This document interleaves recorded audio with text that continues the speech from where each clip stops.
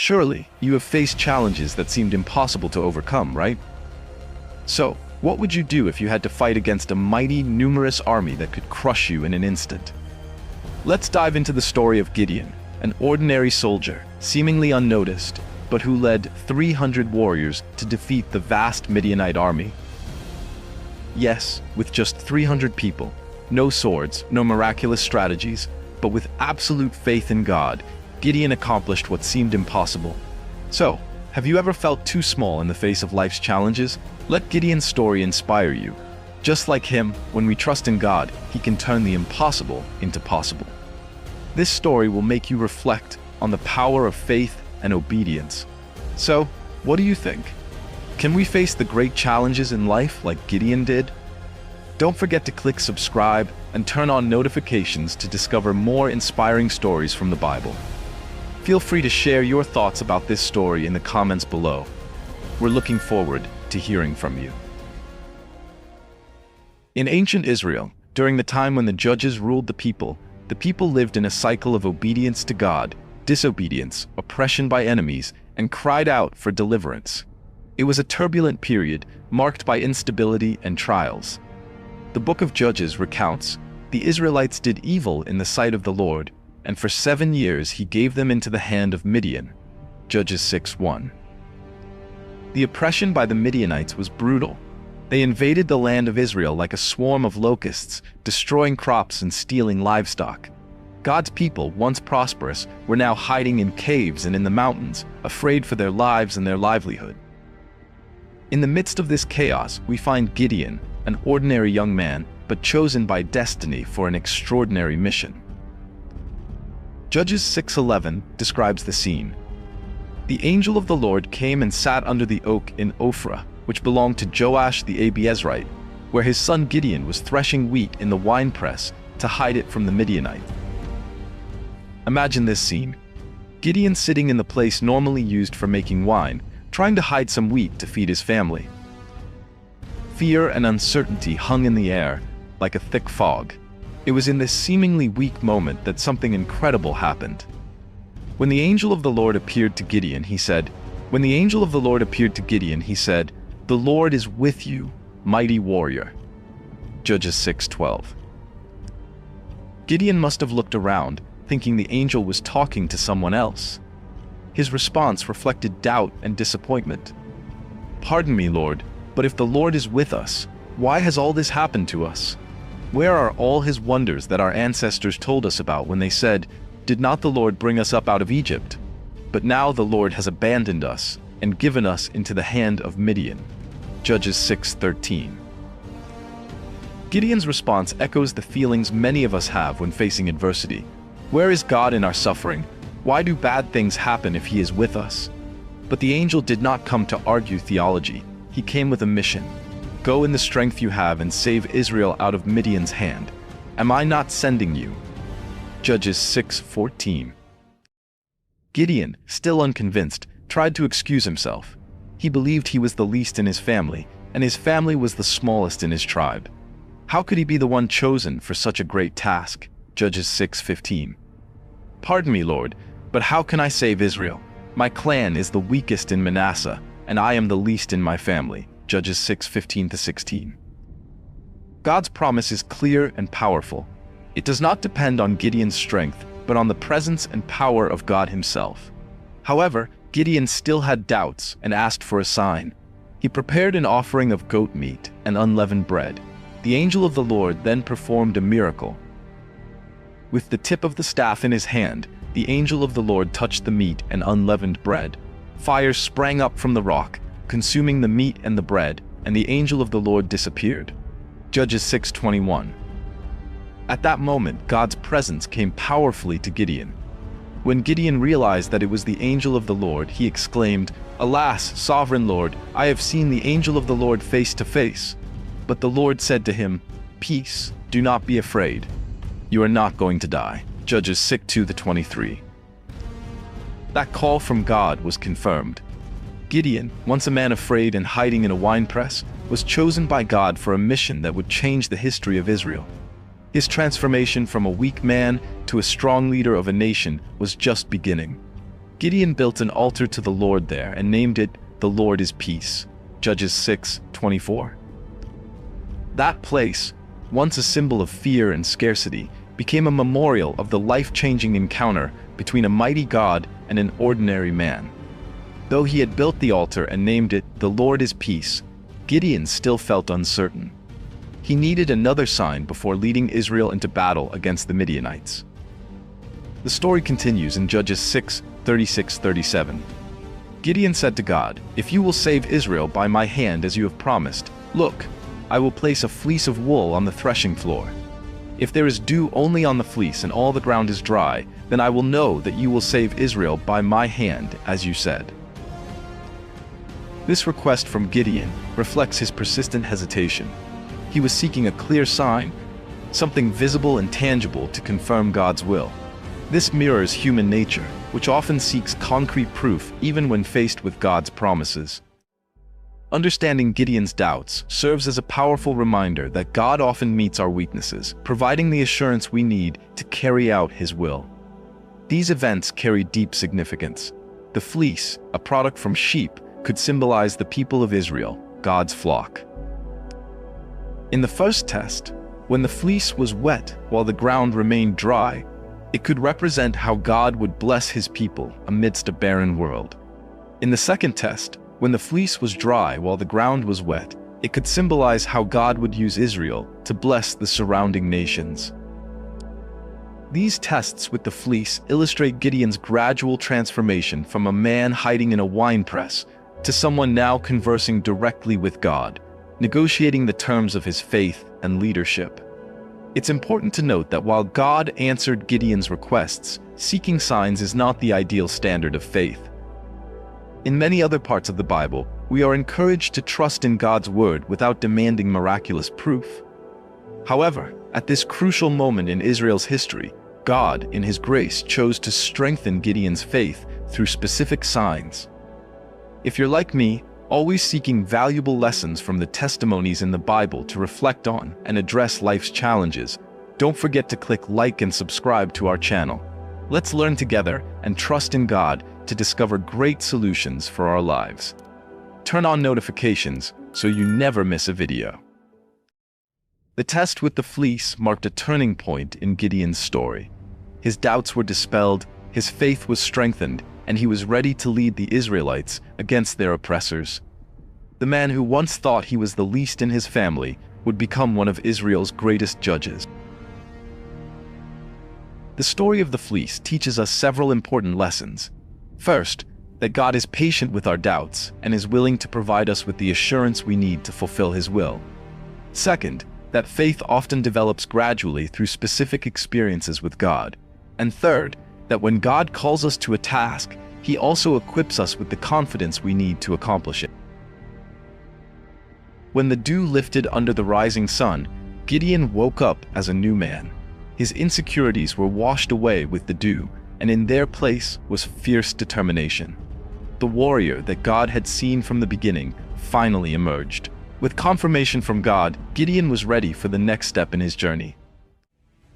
The army needed to be gathered, and a decisive battle awaited. The man who had once challenged God with the fleece would now be tested in the heat of battle. With newfound confidence from the signs of the fleece, Gideon was ready to lead Israel against the Midianites. God's call echoed in his ears, and the time for action had come. The story brings us to a crucial moment in Israel's history, where human reason would be tested by God's wisdom. Judges 7:1 sets the scene. Gideon, also known as Jerubbaal, and all his men got up early and camped beside the spring of Harod. The camp of the Midianites was to the north of them, in the valley near Mount Morah. Gideon, now also called Jerubbaal, after destroying the altar of Baal, had gathered a significant army. The biblical text gives us an idea of the size of this force in Judges 7:3, when he told the people that anyone who was afraid or trembling could return home and leave Mount Gilead. This verse shows that the army was positioned on Mount Gilead, preparing for battle. The people's response to this announcement was surprising. 22,000 men left, and only 10,000 remained. More than 2/3 of Gideon's army abandoned the camp, leaving only a third of the original number. For a military commander, seeing 22,000 soldiers leave on the eve of an important battle would be a shock. But God had a different plan. Instead of lamenting the loss of so many soldiers, God surprised Gideon with a shocking directive. Judges 7:4 states, "But the Lord said to Gideon, 'There are still too many men. Take them down to the water, and I will sift them for you. If I say, this one shall go with you, he shall go. But if I say, this one shall not go with you, he shall not go.'" This divine instruction challenged all military strategies. The Midianite army and their allies were a formidable force. Judges 1:12 describes the Midianites, the Amalekites, and all the peoples of the east who had settled in the valley as numerous as locusts, with camels as many as the sand on the seashore. When faced with such a vast enemy, the usual strategy would be to gather as many warriors as possible, but God had a different plan. Gideon obeyed and led the remaining 10,000 men down to the water. What happened next was a divine selection based on a strange criterion. Judges 7:5-7 tells us, "So Gideon took the men down to the water, and the Lord told him, 'Separate those who lap the water with their tongues, like a dog, from those who kneel down to drink.' 300 men lapped with their hands to their mouths, and all the rest got down on their knees to drink. The Lord said to Gideon, 'With these 300 men, I will save you. I will save you and give the Midianites into your hands, but all the others may go home.'" This strange test drastically reduced Gideon's army from 32,000 to just 300, a decrease of over 99%. To put it in perspective, it would be like a modern army of 100,000 soldiers being reduced to only 937. Human reasoning would scream that this is madness, a military disaster, but God's ways are not our ways, and his thoughts are not our thoughts. This sudden reduction had a clear purpose, which is revealed in Judges 7:2, where the Lord said to Gideon, "You have too many men for me to deliver Midian into their hands, in order that Israel may not boast against me that her own strength has saved her." God was teaching a profound lesson not only to Gideon, but to all of Israel, and to all generations to come. Victory would not come from the strength of numbers or military skill, but from the power of God.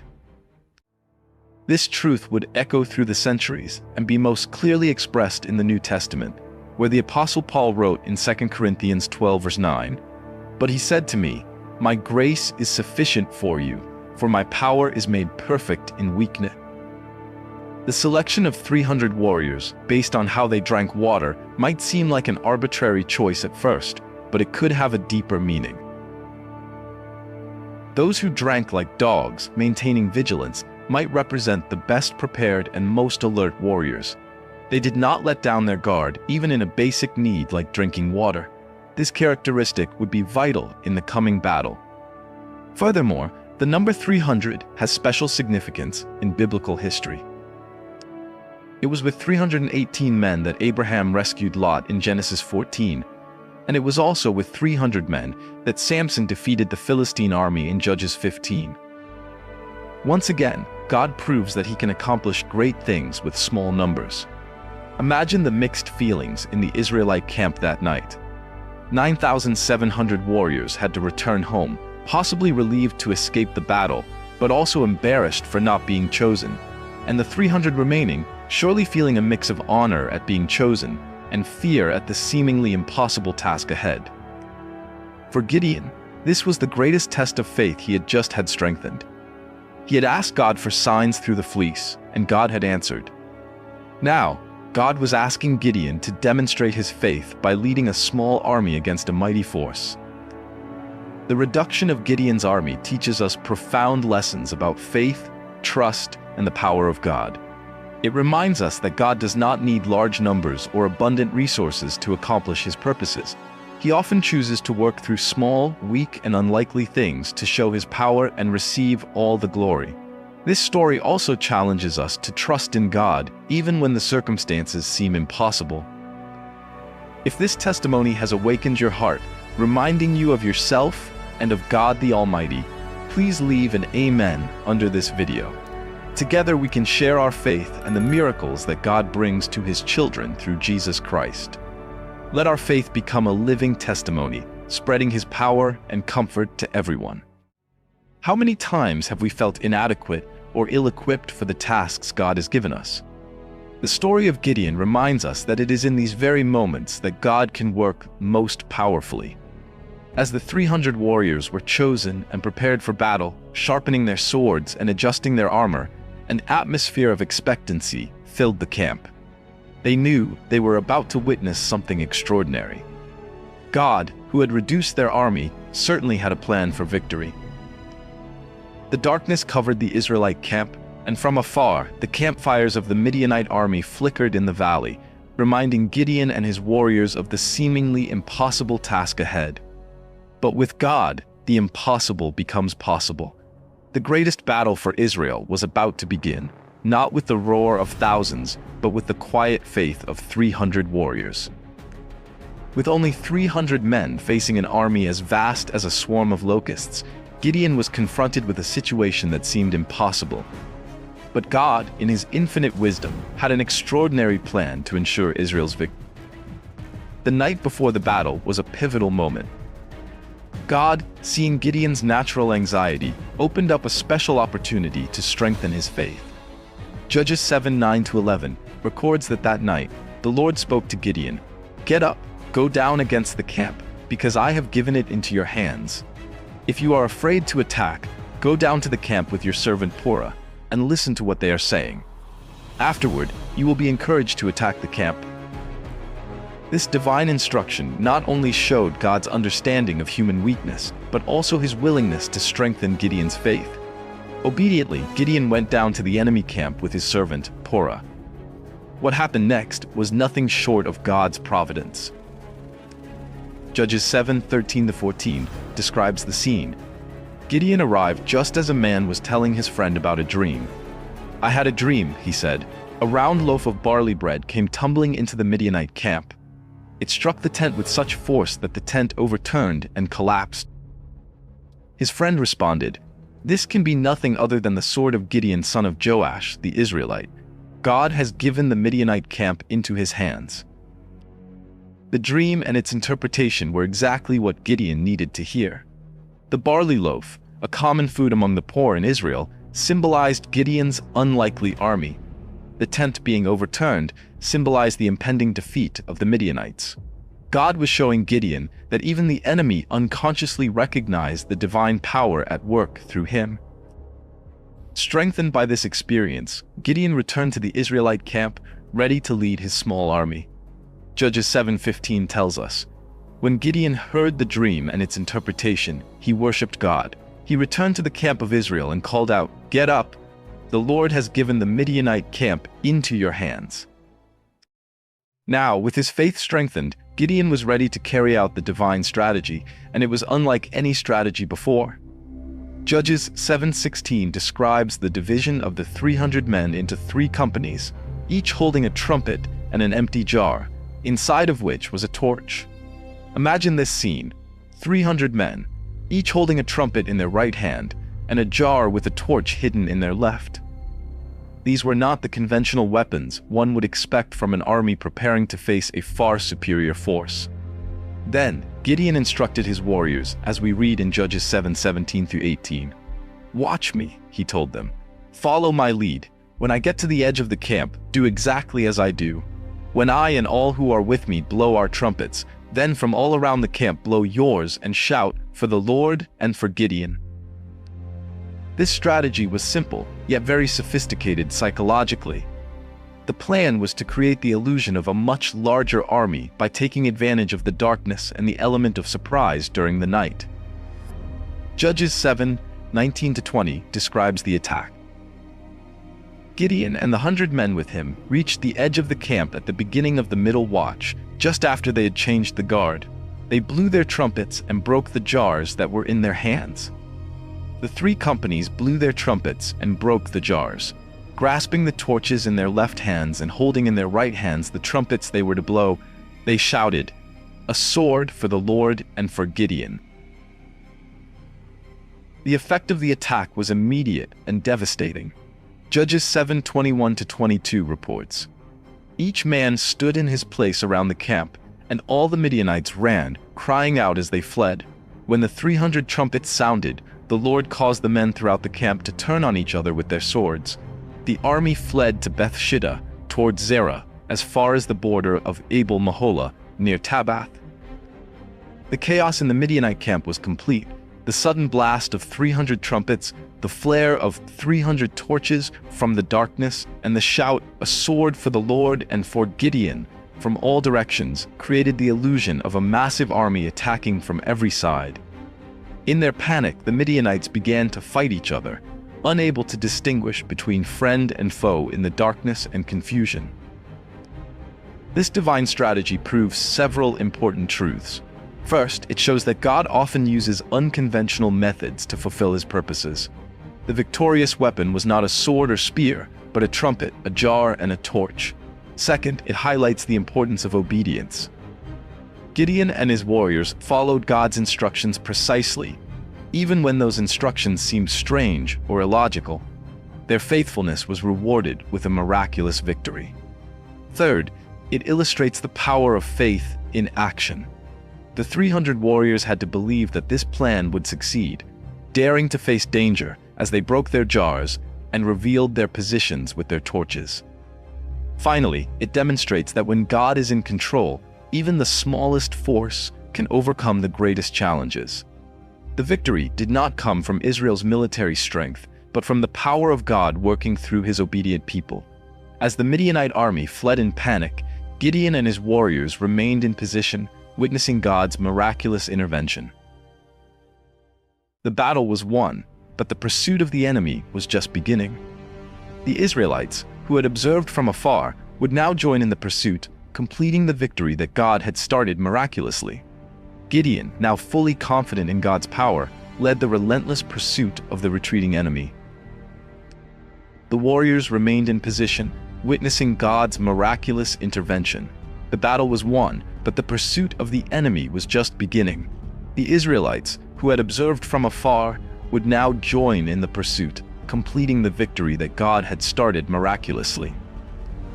Gideon, now fully confident in God's power, led the relentless pursuit of the retreating enemy.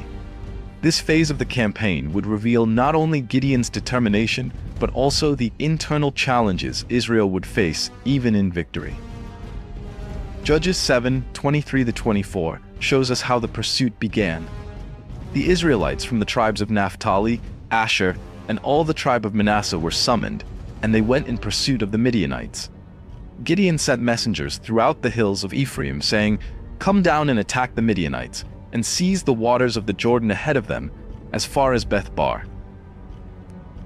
This call reflects Gideon's strategic leadership. He not only pursued the enemy, but also rallied additional forces to cut off the Midianite escape route. The response was immediate, as we see in the next part of verse 24. So all the Ephraimites were called out, and they seized the waters of the Jordan as far as Beth-bar. Gideon's strategy proved effective. Judges 7:25 tells us they also captured 2 Midianite leaders, Oreb and Zeb.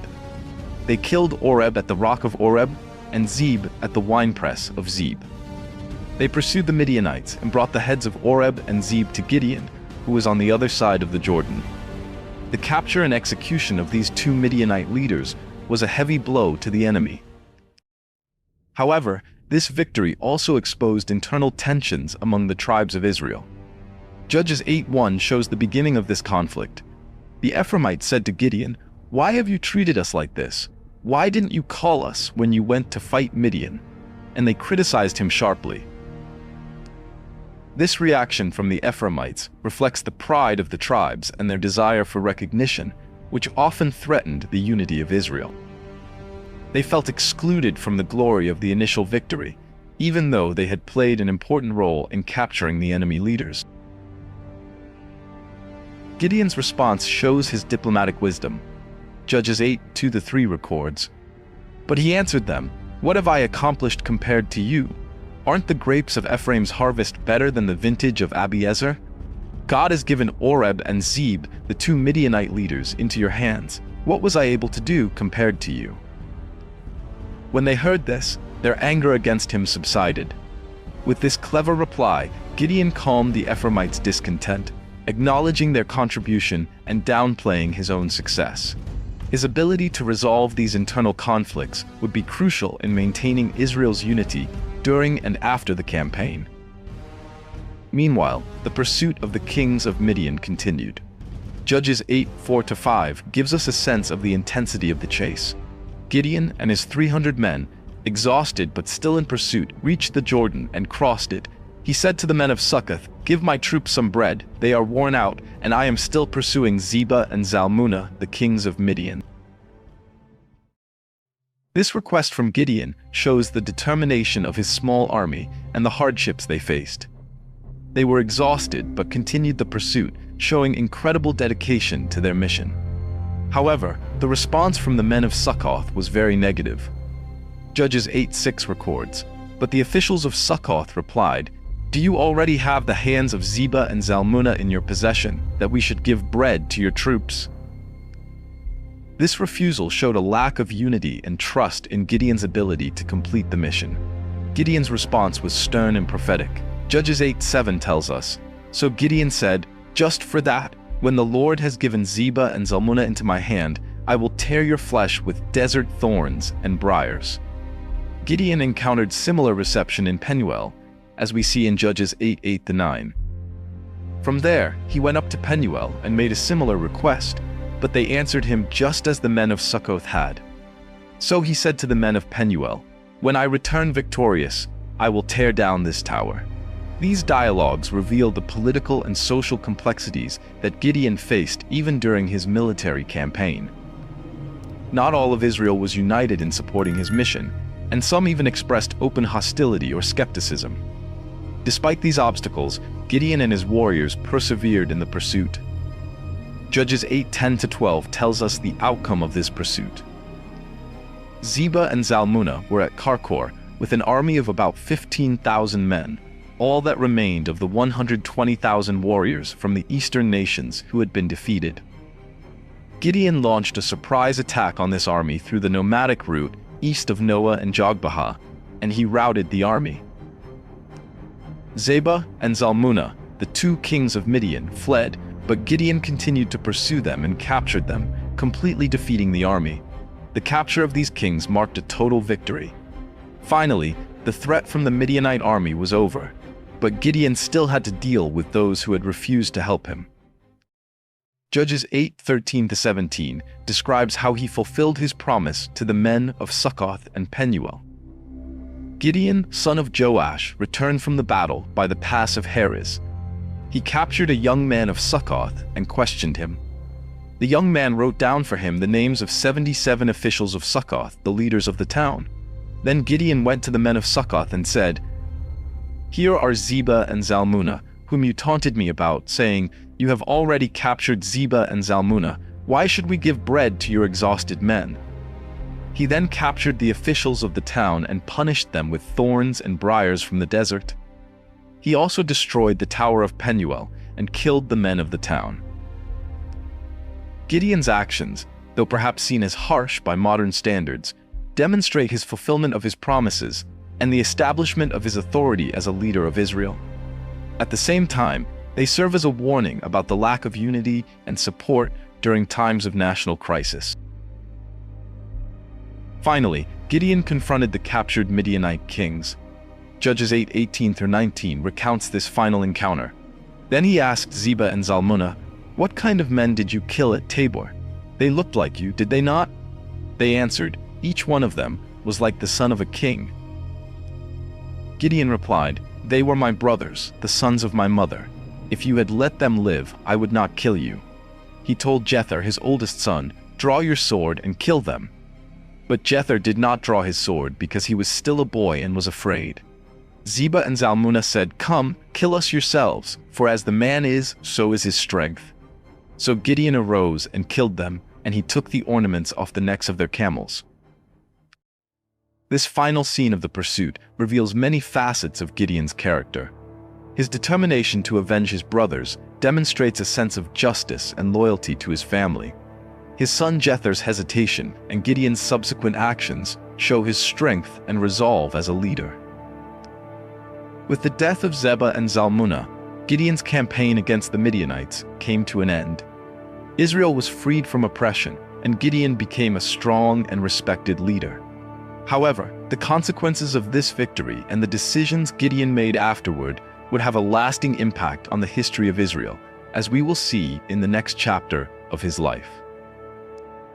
After the decisive victory over the Midianites, Gideon found himself in a position of great respect and power in Israel. However, his legacy would be marked by a mix of triumph and tragedy, loyalty and failure.